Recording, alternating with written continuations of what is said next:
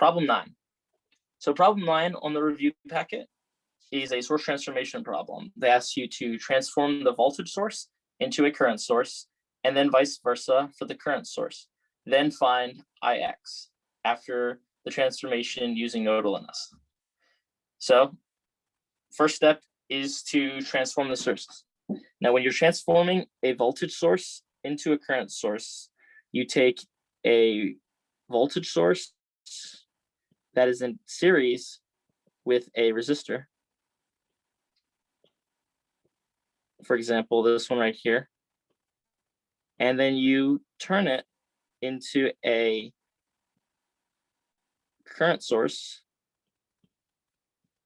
and a resistor in parallel with each other.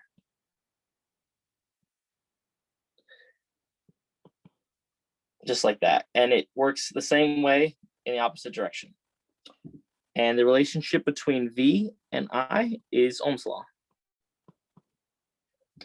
So let's apply that to this one. We'll use these points right here. Remember, this is A, this is B.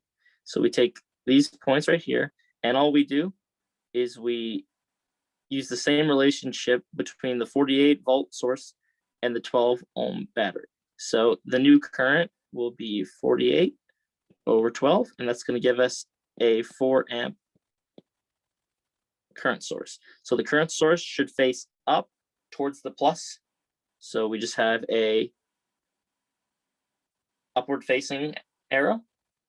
And now we have a resistor in parallel, the same value, and this is 4 amps. And now we've got those same nodes there. They haven't changed. All right, next step. We've still got this 6 ohm resistor here, 6 ohms. Ix is still going through it.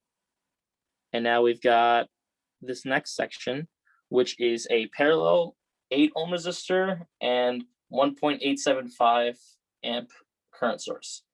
So now we're going to use the same relationship, but in the opposite direction to find the new voltage source.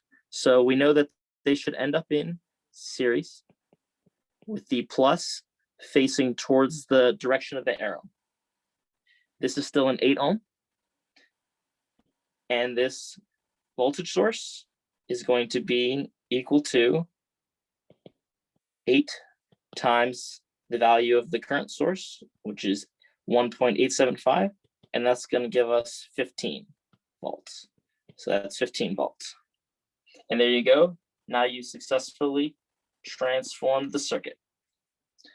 Now all that's left is to use nodal analysis to find Ix.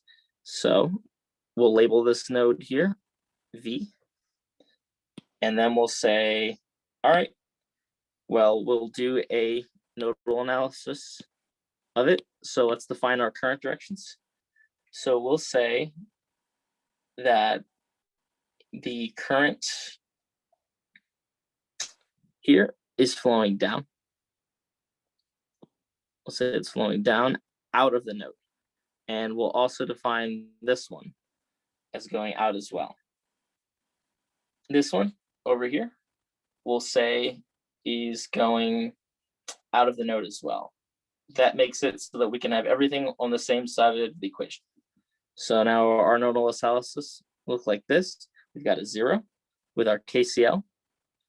This is I in, and then I out is going to be equal to, well, let's see here. We've got a 4 going the opposite direction that we've assumed. So that would become a -4. The negative is because the arrow is going opposite the assumed direction, the one that's in red. And then that's going to be plus. Remember that these are connected. They're connected points. So this is also V right here. And because that's V, we can say that that current is V over 12. And that's going to be plus Ix, which is V over 6. And that will finally be plus. So this right here, this point right here is 15 because of our battery. So that's the difference across the 8 ohm divided by 8. And now all that's left to do is some simple algebra. So we'll multiply both sides by the LCD, least common denominator, which is 48 in this case. And we'll get something like negative 192 plus, let's see here, 4V plus 8V plus 6 over V minus 2.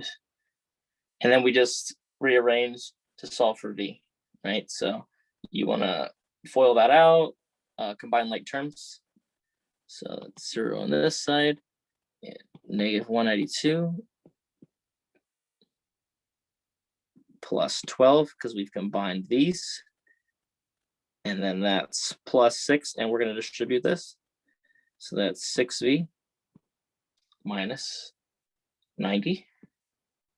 And then all we do is put the V's on one side, the integers on the other, and then we divide.